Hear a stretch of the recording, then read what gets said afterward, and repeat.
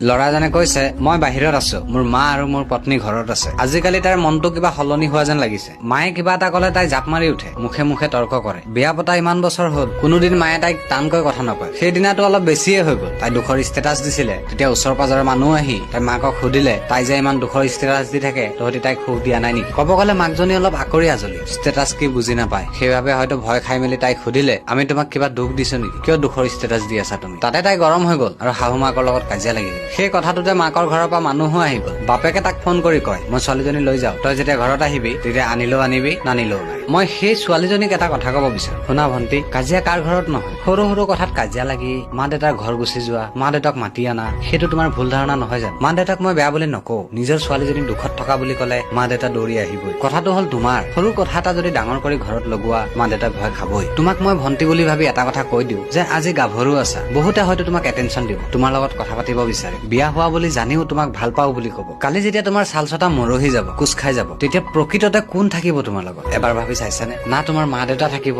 না তোমাৰ ককাই ভাই থাকিব, না তোমাৰ বাইদেউ ভন্টি থাকিব। তোমাৰ লগত থাকিব যদি কেৱল তোমাৰ স্বামী থাকিব। সেই স্বামীজনৰ মনৰ শান্তিৰ বাবে সৰু সৰু কথাবোৰ ইগনৰ কৰি নিজৰ শাহুমাৰ লগত অলপ মিলি চলিবলৈ চেষ্টা কৰিব নোৱাৰানে? এবাৰ ভাবি চাবাচোন। আৰু তোমাৰ যিজনী শাহু, তেখেতক মই ভালদৰে চিনি পাওঁ। গতিকে সময় এতিয়াও আছে। ডাঙৰক ক্ষমা খোজাটো ডাঙৰ কথা নহয়। তুমি যদি ক্ষমা খুজিব বিচৰা নাই, নালাগে ক্ষমা খুজিব। তেওঁ মা হয়, তোমাৰ এষাৰ মিঠা মাততে সন্তুষ্ট হ'ব। এটা কথা মনত ৰাখিবা, ভালে সদায় ভাল পায়, খালে সদায় জাবৰ পায়। তুমি যদি ভাল হোৱা, তোমাৰ শাহুজনীও ভাল হ'ব। তুমি যদি খাল হোৱা, তোমাৰ শাহুজনীও জাবৰ হ'ব। ধন্যবাদ।